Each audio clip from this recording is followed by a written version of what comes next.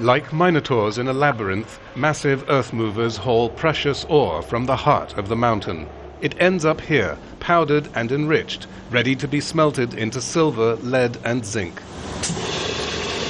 But this has been going on for 4 decades and isn't the real reason Canada's El Dorado gold is in northern Greece. It's investing $300 million this year and $1 billion more over several years. The reason is gold, at least 8 million ounces of it, worth over $11 billion on today's market. It would turn this crisis-weary country into Europe's biggest gold producer and has already created 1,500 jobs. The trouble is that the gold is thinly spread, sometimes less than a gram per ton of earth, so massive digging is required. Such heavy industry in the midst of pristine forest has sparked a war among locals. Until now, we were talking about mining that amounted to 400,000 tons a year at most. Now they're talking about 9.5 million tons a year. It's a whole different ballgame.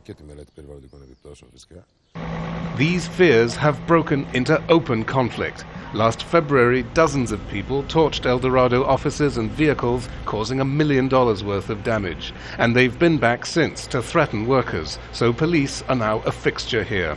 Mining has coexisted for decades with farming and tourism here, but it now sharply divides the region because of its increasing scope and intensity. There is no longer any understanding between those who work for El Dorado Gold and those who distrust everything it says. Before El Dorado reopened the mines a decade ago, men like Yorgos Arvanitis were at a loss to feed their families. If we try to farm in my village, nothing grows. How many of us can become woodcutters? We used to have 5, now we have 10, and they don't have enough work. It's now about the haves and the have-nots. These men are often envied in their villages for having work and earning decent salaries. The conflict has become political.